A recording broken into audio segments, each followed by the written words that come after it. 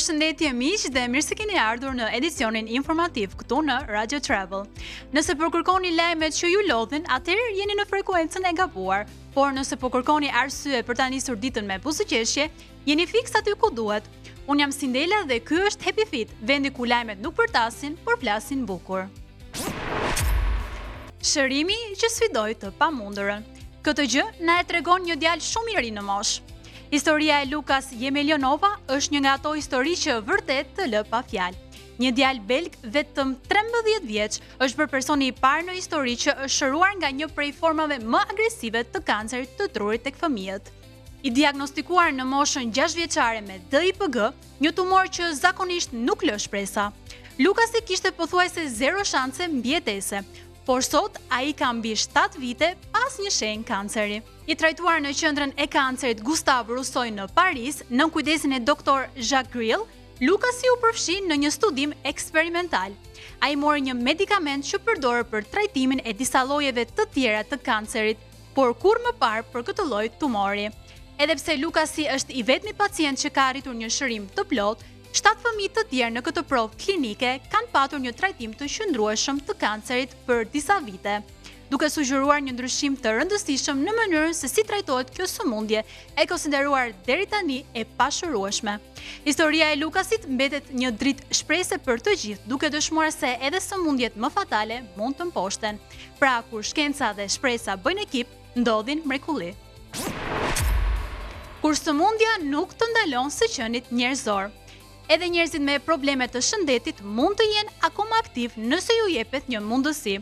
Në Japoni ekziston një vend i veçantë që po prek zemrat e njerëzve në mbar botën. Quhet Restaurant of Mistaken Orders ose ndryshe në shqip, restoranti i porosive të gabuara.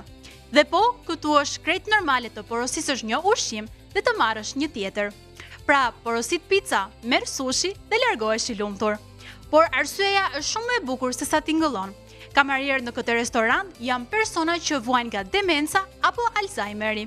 Për shkak të sëmundjes, ata ndonjëherë ngatërojnë porosit dhe pikërisht kjo është dhe ideja e gjithë konceptit. Qëllimi i restorantit nuk është perfeksioni, por mirëkuptimi, durimi dhe empatia. Vizitorët që shkojnë aty e dinë që mund të marrin diçka ndryshe nga ajo çka kanë porositur, por e pranojnë me buzëqeshje sepse në fund të ditës ata po mbështesin një kauzë njerëzore.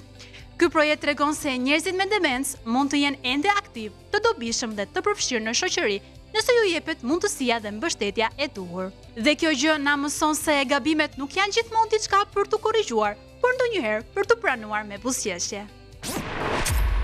Frymë më e sigurt për fëmijët. Një studim i ri ndërkombëtar ka zbuluar se një inhalator, apo siç ne i quajmë pompat e azmës, i kombinuar 2 në 1, funksionon shumë më mirë për fëmijët me azmë sesa inhalatorit tradicional blu me salbutamol.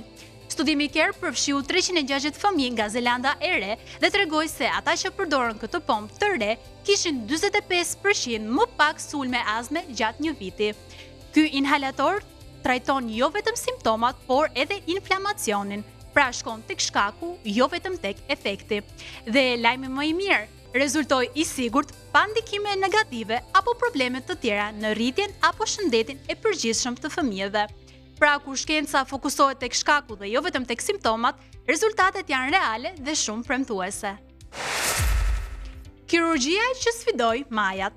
Dhe kjo gjë ka ndodhur pikërisht me mjekët kinez. Në një arritje të jashtëzakonshme teknologjike dhe mjekësore, mjekët në Kinë kryen operacionin e parë në botë me robot të kontrolluar nga distanca përmes rrjetit 5G në një lartësi prej 4500 metrash mbi nivelin e detit. Operacioni u realizua në rajonin e Tibetit, në një zonë malore dhe të izoluar. Operacioni kishte për qëllim të tregonte se është e mundur të ofrohet kujdes kirurgjik i avancuar në zonat më të largëta dhe më të vështira për t'u arritur, ku spitalet dhe specialistët nuk janë gjithmonë të pranishëm. Pacienti kishte nevojë për një ndërhyrje urokirurgjikale dhe ekipi mjekësor nga provinca Liaoning, 4000 km larg, e kryen atë duke përdorur robotin kirurgjik të lidhur me 5G. Përmes kësaj lidhjeje, komandat e mjekëve u transmetuan në kohë reale, duke lejuar robotin të vepronte me saktësi maksimale. Operacioni nuk ishte i thjeshtë. Lartësia ekstreme, presioni i ulët i oksigjenit dhe temperaturat e ulta mund të rrezikonin stabilitetin e pajisjeve, por testimet dhe teknologjia e avancuar garantuan që gjithçka të shkonte sipas planit. Ky nuk ishte thjesht një eksperiment për të treguar se ne mundemi. Ky operacion hap dyer shumë të rëndësishme për të ardhmen, sepse tregon se edhe njerëzit që jetojnë në zonat më të largta, më të vështira për t'u arritur, mund të kenë akses në mjekësinë cilësore, sepse teknologjia kur përdoret siç duhet nuk na largon, por na afron më shumë me njëri tjetrin. Mosha është vërtet thjesht një numër. Një 102 vjeçar ka arritur të ngjitet me sukses në majën e malit Fuji në Japoni, duke u bërë një nga njerëzit më të moshuar ndonjëherë që realizon këtë arritje.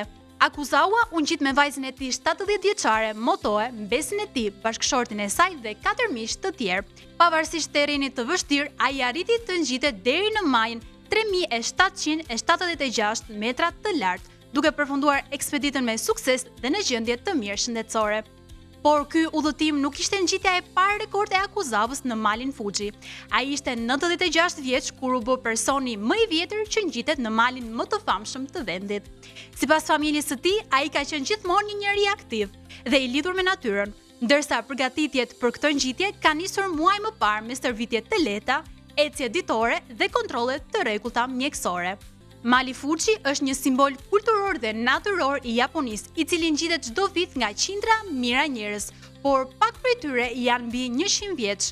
Kjo e bën arritjen e 102 vjeçarit edhe më të veçantë, një shembull i gjallë që na thot, mosha nuk të ndalon, po frika po. Të dashur dëgjues, unë jam Sindela dhe ky ishte Happy Fit dhe për ditën e sotme. Dëgjohemi sërish nesër vetëm në Radio Travel.